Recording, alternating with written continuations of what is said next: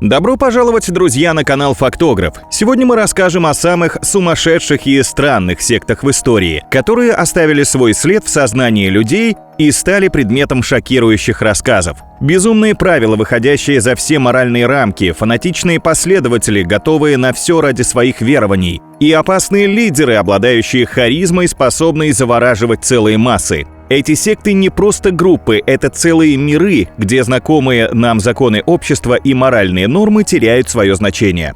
Мы поведаем о самых известных и устрашающих культ-организациях, их идеологиях и шокирующих поступках. Подготовьтесь к захватывающему путешествию в мир, где страх и вера идут рука об руку. Но перед этим не забудьте подписаться на наш канал и включить уведомления, чтобы не пропустить ни одной истории. Дети Бога. Одна из самых извращенных сект 20 века появилась в 1968 году в США под руководством Дэвида Берга. Она состояла преимущественно из хиппи, решивших основать свое учение. Главной заповедью детей Бога стал закон любви. Доктрина, поощряющая любые действия сексуального характера, если они продиктованы искренней жертвенной любовью. Этот закон стоял выше любых христианских догм. Любовь была превыше всего. Каждый член общины от 16 до 21 года мог в любой момент совокупиться с другим членом общины этого возраста. Взрослый член группы мог иметь секс с любым другим взрослым противоположного пола, и это поощрялось вне зависимости от семейного положения. Не хотите делиться любовью? Тогда получаете ярлык эгоистичных и нелюбящих. Кроме того, женщины общины практиковали религиозную проституцию или рыбалку флиртом. С помощью интимных услуг они привлекали в секту новых членов. Открытая сексуальность конфессии, растление малолетних и принуждение ее членов к сексуальному контакту стало причиной многочисленных судебных разбирательств в 90-е годы. Некоторые догмы верования были пересмотрены, и в настоящее время последователи секты «Дети Бога» все еще существуют во многих странах мира. Храм народов или Народный храм. Религиозная организация «Храм народов» была основана американцем Джимом Джонсоном в 1955 году в США. Джонс принимал к себе людей всех национальностей, проповедовал христианство с примесью коммунизма и идеи социального равенства. Нищие, бездомные, наркоманы, проститутки – все они шли в Храм народов ради идей и социальных льгот. У секты были свои бесплатные детские сады, школы, дома престарелых. Со временем начали распространяться слухи, что Джонс избивал, угрожал и манипулировал своими последователями.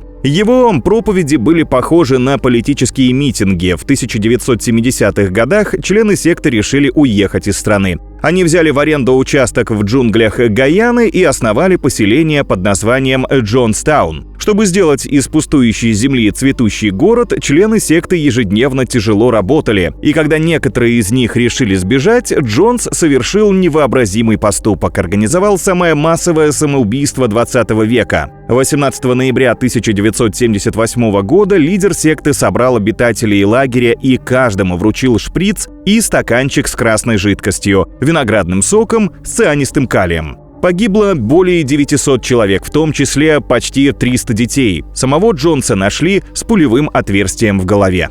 Небесные врата.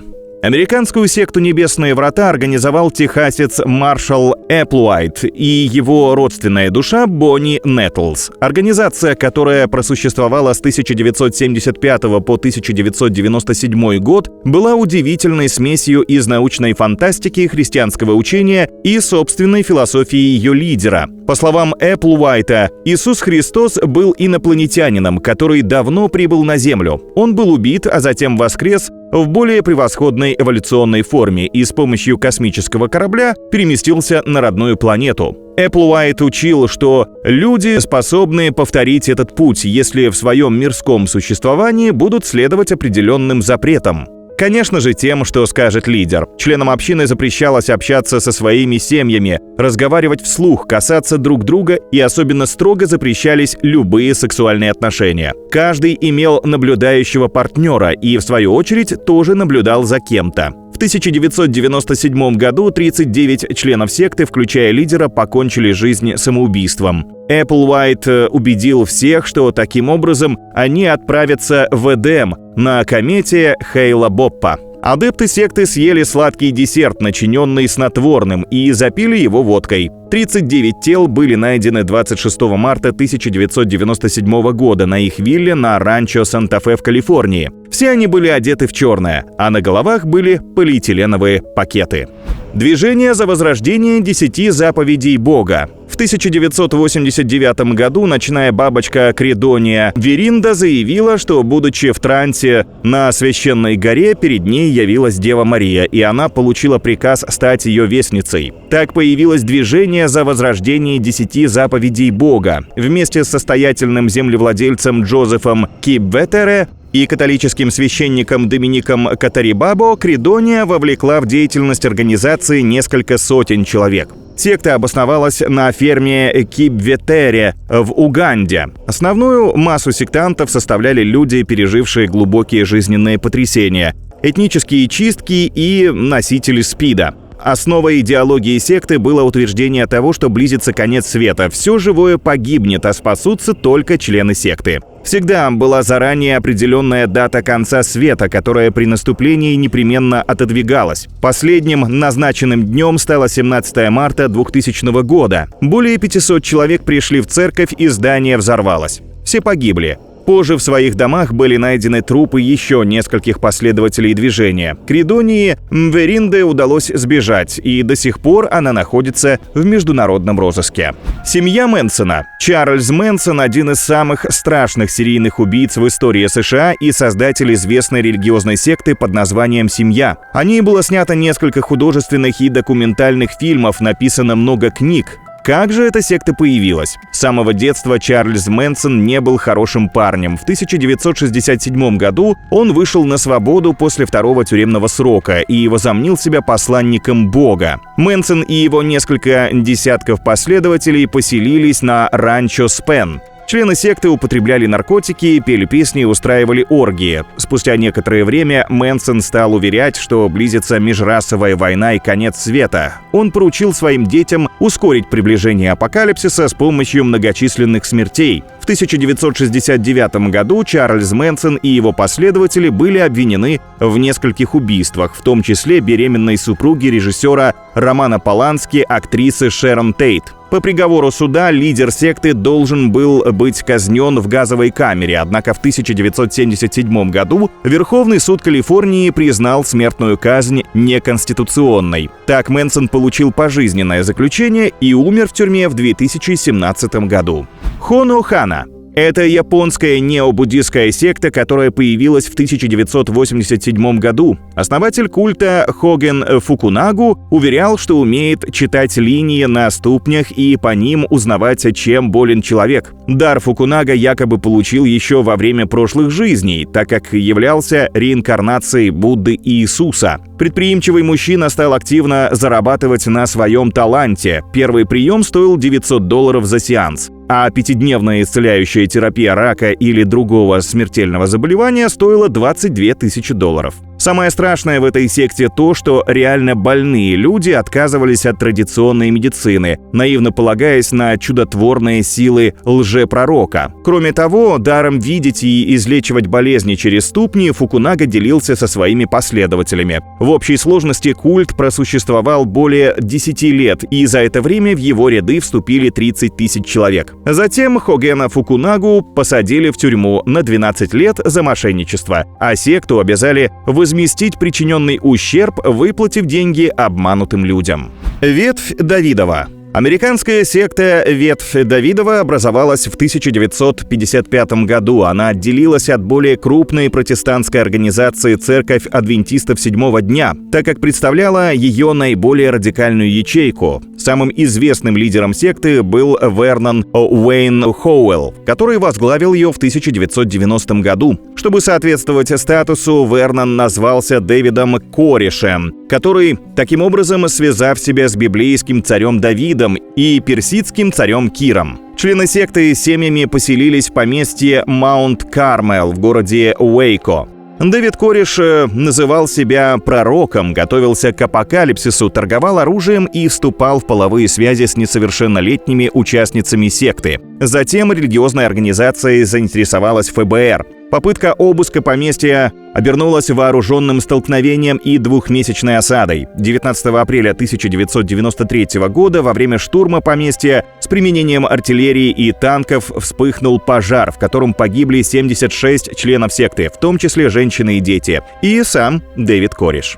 Свидетели Иеговы — это самая распространенная религиозная секта, о которой знают даже дети. Секта, основанная на Библии, но далекая от христианства. Иеговисты не используют крест в качестве религиозной символики, не верят в бессмертие души, отрицают Рождество и Пасху. Им нельзя участвовать в выборах, они признают только Божий суд, отмечать праздники и прикасаться к оружию. Самое ужасное то, что иеговисты отказываются от переливания крови, ведь считают, что так в них может попасть кровь сатаны. Образ жизни свидетелей Иеговы строго регламентирован и находится под тотальным контролем со стороны руководителей общин. Они принуждаются к обязательному распространению учения организации и привлечению новых адептов. Секта свидетелей Иеговы возникла в 1870 году в США и сегодня ведет свою деятельность в большинстве стран мира. По данным организации, она имеет 8,6 миллионов проповедников по всему миру. Наверняка к вам хоть раз в жизни подходили адепты секты с вопросом «Вы верите в Бога?».